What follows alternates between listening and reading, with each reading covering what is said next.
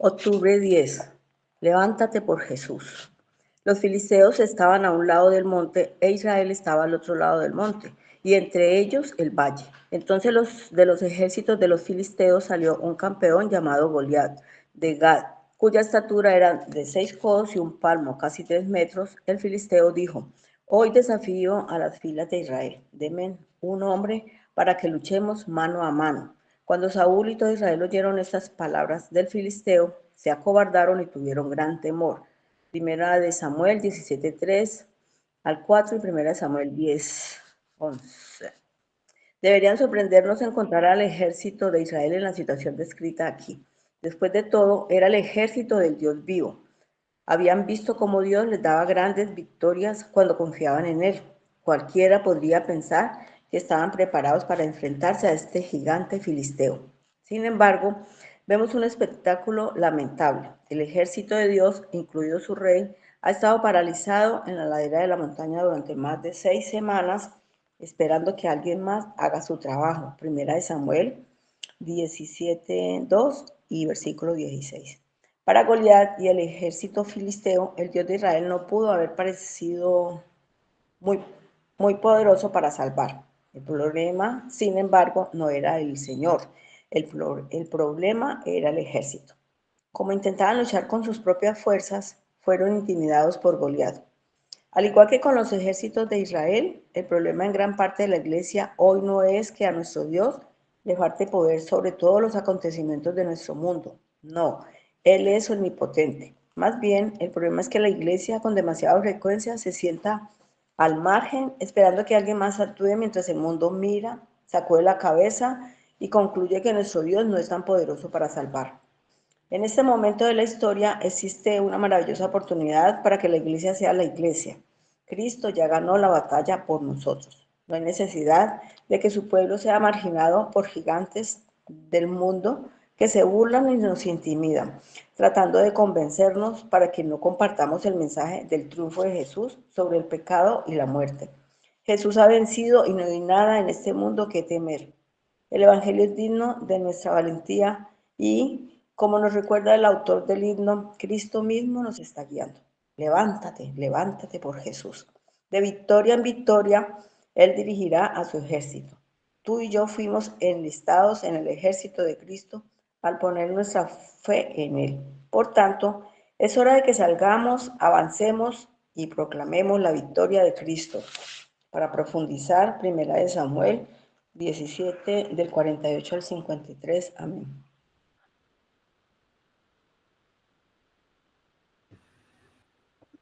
Amén.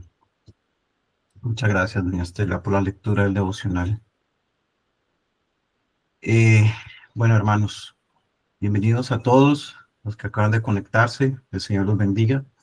Y nuevamente el privilegio que el Señor me ha dado en este día para poder compartir con ustedes una reflexión acerca de este devocional tan precioso que el Señor nos está regalando en este día. Y es interesante, hermanos, porque cuando uno ve el capítulo 17 de Primera de Samuel, es uno de los más conocidos de toda la Biblia, ¿sí? Es tal vez algunos desde niños, otros desde que iniciaron su camino con el Señor, han escuchado esta historia, ¿sí? La historia que David derrotó a Goliat con una honda y una piedra. Pero este pasaje no es simplemente una historia de coraje o de tal vez de motivación personal. Tal vez algunos de nosotros en otros contextos eh, escuchó esta historia y se usó justamente para ese propósito, para motivarnos y para tocarnos las fibras y para mostrarnos el campeón que había dentro de nosotros. Pero hermano, la Biblia no está escrita para exaltar héroes humanos, sino para revelar la fidelidad de Dios y nuestra necesidad de confiar en Él. Por lo tanto, esto es una historia teológica y también es un espejo espiritual. Entonces, hermanos, aquí no se trata, esta historia principalmente no se trata de un joven valiente que superó sus miedos, sino de un pueblo que había olvidado quién era su Dios. ese es el énfasis y yo quiero que en esta mañana tan temprana, que valga la redundancia, podamos tener esa claridad de realmente qué trata la historia de David y de Goliat. No es una historia de corajes, ni de valentía, ni de un muchachito que un día se paró y dijo yo voy a derrotar, no. Es, es el énfasis de esta historia es de un pueblo que había olvidado quién era su Dios. Israel conocía la historia de su Redentor, el Dios que los sacó de Egipto, que abrió el mar, que derrotó a Faraón, que hizo caer las murallas de Jericó, y sin embargo, frente a un solo hombre, el ejército de Israel entero se paraliza. ¿Y por qué? Porque habían dejado de mirar a Dios y comenzaron a mirar al enemigo. Y hermanos, lo mismo nos ocurre cuando quitamos la mirada del Señor. Cuando quitamos la mirada del Señor, el miedo crece, el temor nos agobia, la fe se apaga, el corazón se endurece, se llena de desesperanza. Y la pregunta es, ¿alguna vez te has sentido como el pueblo de Israel? O más bien como el ejército de Israel. Yo creo que todos hemos llegado a ese punto, ¿sí? Sabiendo que Dios ha sido fiel, pero terminamos temiendo y terminamos dudando y terminamos con el corazón frío, poniendo nuestra confianza en nosotros mismos. Entonces, con esta introducción, hermanos, quisiera que pudiéramos ver un poco el contexto espiritual de Israel. El texto que acabamos de leer, bueno, yo sé que todos ustedes conocen esa historia, pero el texto nos muestra que Saúl, el rey Saúl, en ese entonces y su ejército, dice la escritura que se turbaron y tuvieron gran miedo. Saúl era el rey, pero él ya no era un hombre dirigido por el Espíritu de Dios. De hecho, cuando ustedes ven el capítulo anterior, en 1 Samuel 16:14, la palabra nos dice que el Espíritu de Jehová se apartó de Saúl. Y eso explica todo. ¿En qué sentido? Cuando Dios no está en el centro, de verdad, el temor, la duda, nos gobierna. Y uno ve en la historia que Israel está dividido. Entonces, en un lado tenemos los filisteos y al otro lado estaba Israel. Y en medio de ellos había un valle.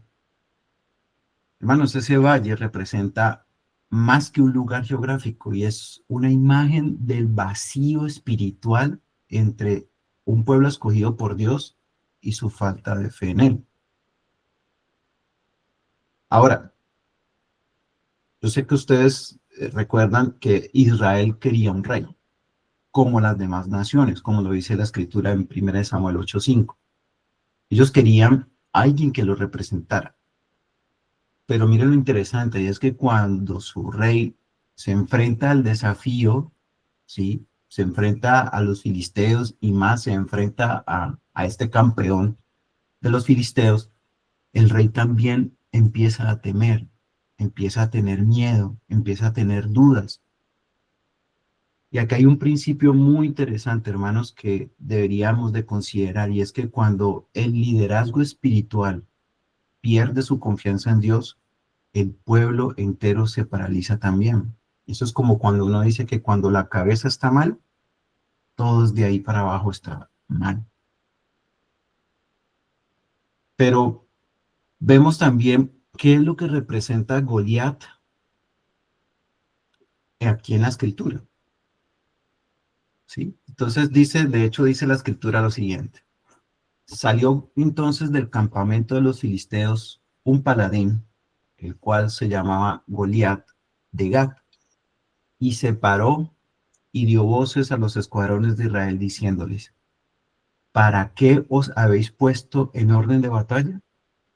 ¿No soy yo el filisteo y vosotros los siervos de Saúl? Escoged de entre vosotros un hombre que venga contra mí. Hermanos, uno lee esta porción de la escritura y uno puede darse cuenta que Goliat no solamente en esta porción, o no solamente en 1 Samuel 17, Goliat no solo representa que es el campeón del ejército de los filisteos. De hecho, Goliat no solo era un soldado gigantesco. Realmente, para el contexto de esta historia, Goliat representaba un símbolo del orgullo humano, de la autosuficiencia y del desafío a Dios. Realmente Goliat representaba la arrogancia del mundo. Era un hombre que desafiaba abiertamente al Dios de Israel. Y vemos en el texto que dice que Goliat desafiaba al ejército de Israel por 40 días. ¿Sí? Por 40 días salía a desafiar a Israel. Eso lo vemos en el versículo 16. Pero 40 días, hermanos, un número que en la Biblia representa prueba y purificación. Por ejemplo, como los 40 días en el desierto o los 40 años en el peregrinaje a la tierra prometida.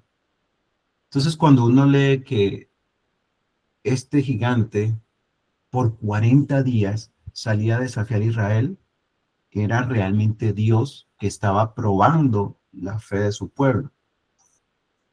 Y es interesante, hermanos, porque en lugar de levantarse el pueblo de Israel, ¿qué estaban haciendo ellos? Estaban atemorizados, se escondían.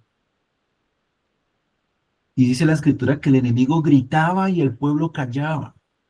El gigante hablaba fuerte y el pueblo no recordaba la voz de su Dios. Pero aquí hay algo que nos grita en la cara, hermanos, y es que el problema de Israel no era Goliat. El problema del pueblo de Israel era su incredulidad. Era su incredulidad. Ahora, la pregunta, ¿no es esta también una imagen de la iglesia actual? Hermanos, hoy día, también vivimos rodeados de Goliaths. ¿Y qué representan esos Goliaths hoy día? Ideologías, filosofías y huecas sutilezas que desafían la verdad de Dios, sistemas que se burlan de nuestra fe, corrientes que pretenden que el pueblo de Dios se calle. Nada más miren lo que está pasando hoy día. Mientras nos quieren vender, sí,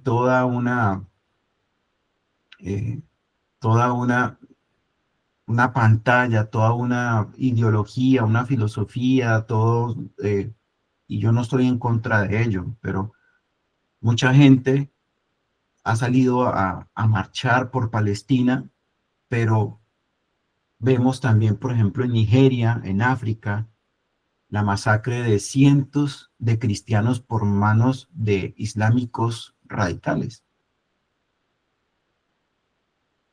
Allí donde está el problema. Afortunadamente acá, y gracias al Señor, que en Occidente no sufrimos ese tipo de persecuciones extremas, pero sí estamos sintiendo cómo nuestra fe está siendo cada vez más apabullada. Y entonces muchos cristianos, al igual que Israel, guardamos silencio. Estamos paralizados por el temor al rechazo, por el temor a la burla, por el temor a perder nuestra comodidad. Entonces, fíjense, hermanos, que la historia de David y Goliat no es simplemente una historia mostrándonos a un niño o a un joven, a un adolescente derrotando a un gigante. Es una realidad y un espejo espiritual de nuestra incredulidad, de quedarnos callados ante un sistema, ante un mundo que quiere callar nuestra fe, callar nuestra voz, apagar nuestras convicciones. Y ese es el punto. De hecho, en Mateo capítulo 8, versículo 26, dice, ¿por qué teméis, hombres de poca fe?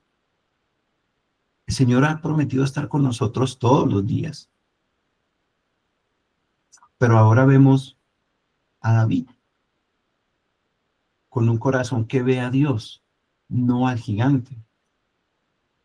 Y miren lo interesante de la historia, hermanos, y es que mientras el ejército se esconde, aparece un jovencito que, que de profesión es un pastor. Y la escritura nos dice que él no es un guerrero, ni tampoco es una estratega militar, sino alguien con una descripción que uno podría decir, esto es mucho más de lo que uno llegase a imaginar. Se nos describe a David como alguien con un corazón conforme al de Dios. Qué interesante y qué bonito, ¿no? Que alguien pudiera identificarnos como ese hermano tiene el corazón conforme al de Dios, como lo dice 1 Samuel 13:14. Hermano, es interesante porque David no mide al gigante con los ojos del miedo, sino que lo mide con los ojos de la fe. Donde todos ven a un gigante que es imposible derrotar, este pequeño pastor ve una oportunidad para que el nombre del Señor sea glorificado. Y es por eso que en el versículo 26 de este capítulo, este joven dice lo siguiente: ¿quién es este filisteo incircunciso para que provoque a los escuadrones del Dios viviente? Entonces vemos a este joven pastor que él entendía algo que el pueblo de Israel, o más bien el ejército de Israel, había olvidado. Y es que la batalla no era entre él y Goliat, sino que la batalla era entre Goliat y el Dios de Israel. Y hermanos, esa es la clave. Y es que cuando comprendemos que nuestras luchas pertenecen al Señor, entonces yo descanso en Él. Mi confianza está en mi Dios, que Él es mi escudo, mi protector, Él es mi guerrero, es mi campeón. Pero cuando empezamos a poner nuestra mirada en nosotros mismos y vemos el panorama sombrío y oscuro, pasa exactamente lo que le pasa al pueblo de Israel. Nos callamos, nos enfriamos, nos llenamos de temores, de dudas. Yo no creo que Dios pueda hacer esto. Yo no creo que Dios pueda ayudarme con esto.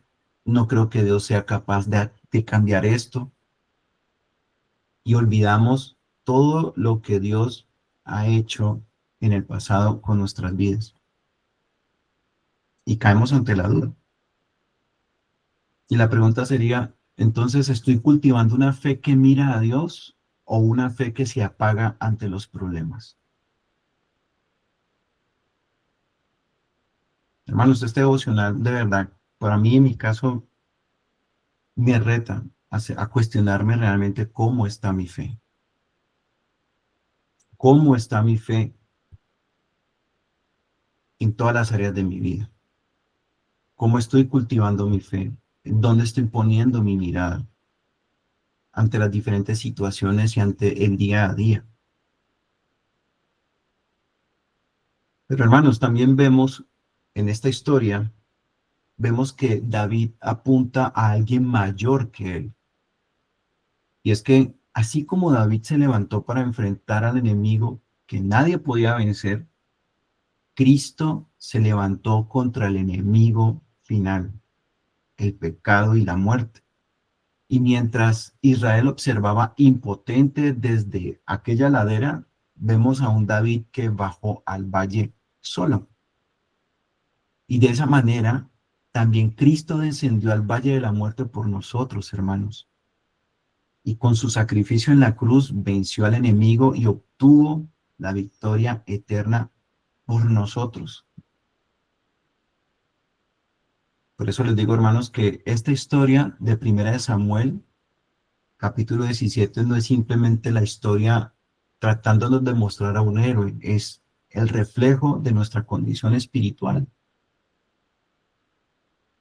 Vemos en la historia a un David que usó una honda y una piedra, pero vemos a nuestro Cristo usando la cruz y una tumba vacía. Y así como David cortó la cabeza del gigante, también vemos que Cristo aplastó la cabeza de la serpiente. Y eso es una victoria garantizada para nosotros, hermanos. Era algo que usted ni yo podríamos lograr por sí mismos. Nosotros no podíamos hacer lo que Cristo hizo.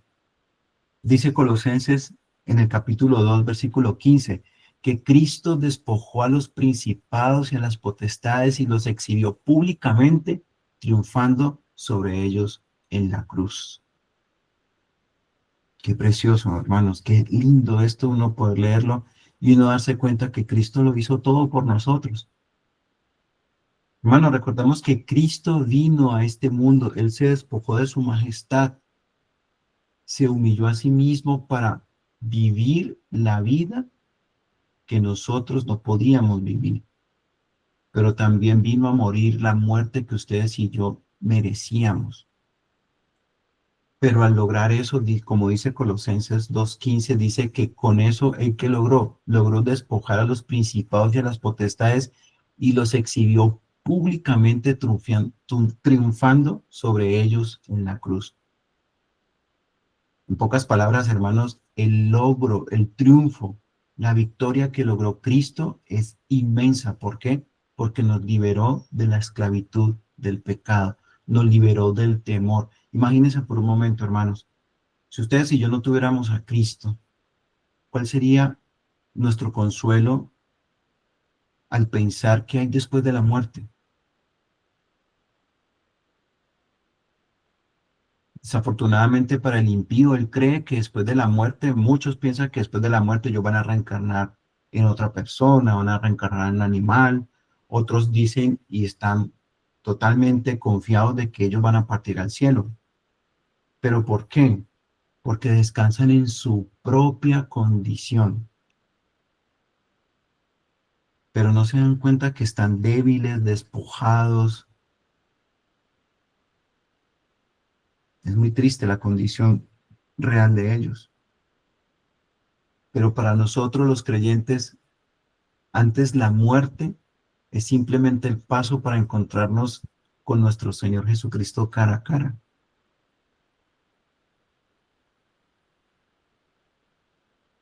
Ahora, hermanos, ese es nuestro David. Realmente es Cristo, es nuestro campeón. Por eso el llamado del devocional, levántate por Jesús, no es un llamado a la valentía humana, sino a fe en el héroe verdadero, a levantarnos en su nombre, confiando en su victoria. Hermano, nuestro mayor problema ya fue resuelto en la cruz del Calvario.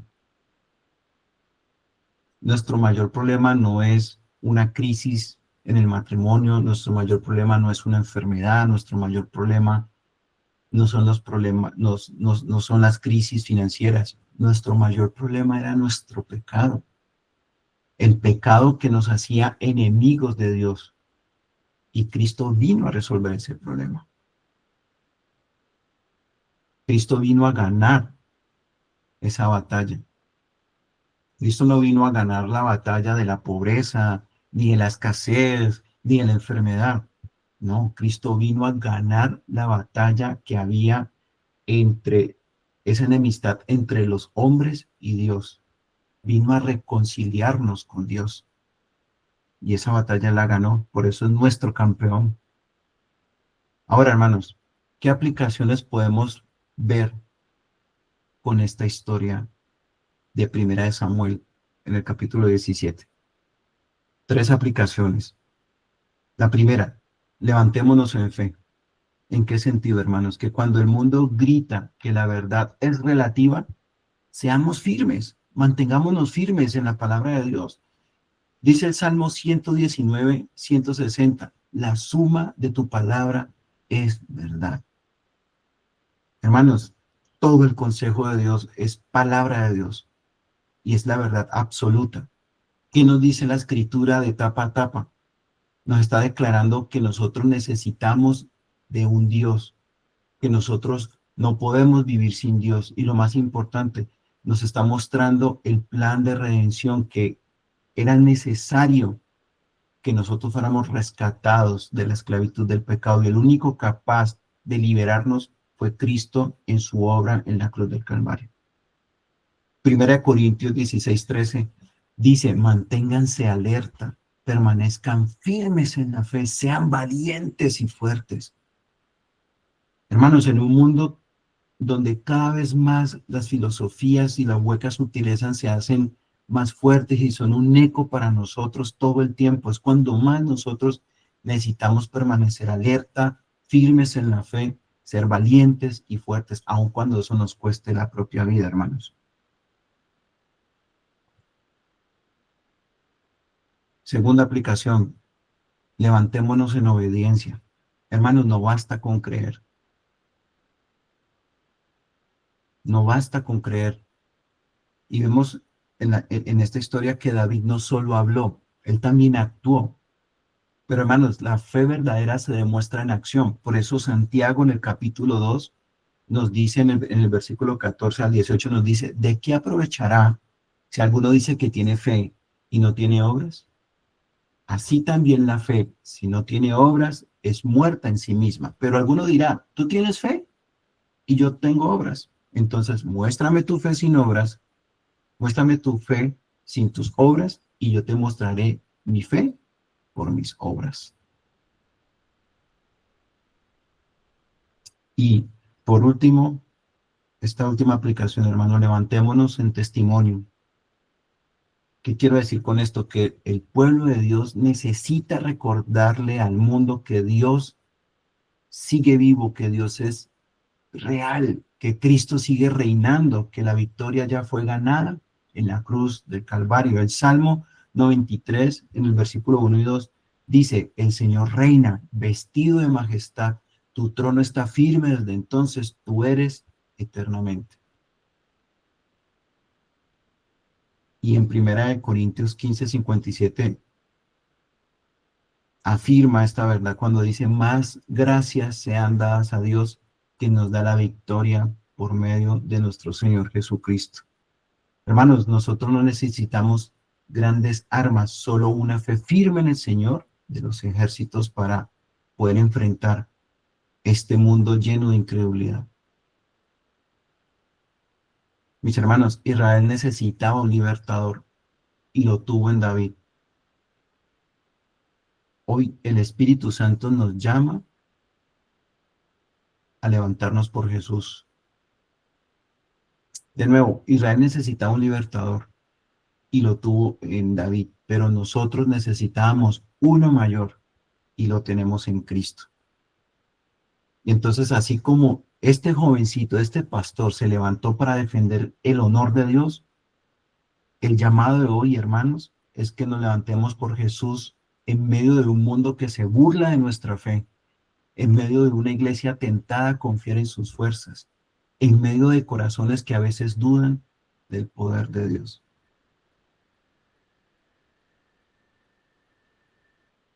Dice la escritura en 1 Samuel 17:37, Jehová, que me ha librado de las garras del león y del oso, él también me librará de las manos de este filisteo.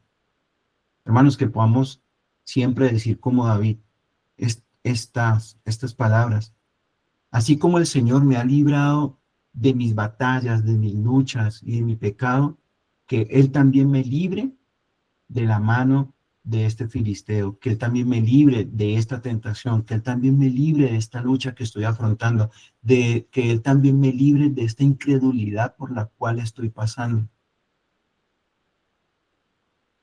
Hermanos, el devocional de hoy es más bien un llamado a que nos examinemos a nosotros mismos y nos preguntemos qué es lo que nos está llevando a que lidiemos con la incredulidad. ¿Acaso el Dios del Antiguo Testamento es diferente al Dios del Nuevo Testamento? ¿Acaso el Dios Todopoderoso que libró a su pueblo de Egipto, que lo hizo atravesar el Mar Rojo, que los liberó, que les dio el poder para conquistar la tierra prometida,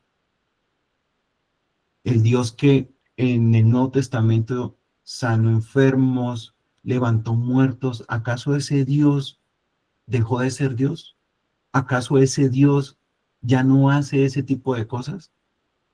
¿Acaso ese Dios no puede fortalecer nuestra fe? ¿Acaso ese Dios no puede darnos lo que nosotros necesitamos? ¿Acaso ese Dios hoy no nos está dando la orden, no nos está haciendo el llamado de que seamos más firmes en nuestra fe, a que hablemos sin temor nuestras convicciones, a que defendamos nuestra fe? Hermanos, solo en Cristo somos verdaderamente vencedores. Y cuando nos levantamos por Jesús, no peleamos solos. El Dios de los ejércitos pelea por nosotros. Y como dice Romanos 8:37, antes en todas estas cosas somos más que vencedores por medio de aquel que nos amó. Pero recordemos, hermanos, que no es en nuestras fuerzas, es en lo que ya hizo Cristo en la cruz del Calvario. Si ustedes y yo en algún momento hemos tenido crisis en nuestra fe, hemos dudado de nuestro Dios, hemos sentido temor al hablar de nuestra fe, de evangelizar, de hablarle a otros de nuestra fe, pidámosle al Señor que nos fortalezca, pidámosle al Señor que nos ayude en nuestra incredulidad y que podamos hablar firmemente, confiadamente en el Dios que nosotros tenemos, en el Dios que nos ha librado del pecado, en el Dios que nos ha transformado, en el Dios que nos ha cambiado. Vivimos en una generación, hermanos, en donde la gente necesita escuchar a Dios, necesita escuchar de Dios. Pero también es un llamado de atención de que nosotros tenemos que hacer el trabajo. Como dice Isaías en el capítulo 6, Señor, heme aquí, envíame a mí. Nosotros no leemos, Señor, heme aquí, pero envíalo a Él. Tenemos la responsabilidad, hermanos, de no dejarnos callar, no dejar apagar nuestra voz. Que cuando esté el mundo gritando a viva voz toda su ideología y gritando contra Dios y diciendo que Él no existe y que este mundo no necesita a Dios, cuando más nosotros tenemos que pararnos firmes y hablar de nuestra fe. Pero no temer, hermanos, porque si no nos va a pasar como le pasó al pueblo de Israel, que cayó, que quedó en silencio, que se hizo a un lado y simplemente se hizo como un espectador a ver quién los iba a rescatar, quién los iba a salvar. Hermanos, dejemos de ser una iglesia cómoda, dejemos de ser una iglesia temerosa, dejemos de ser una iglesia perezosa. Más bien evaluemos cómo está nuestra condición espiritual y si realmente tenemos la fe que vence al mundo. Vamos a orar.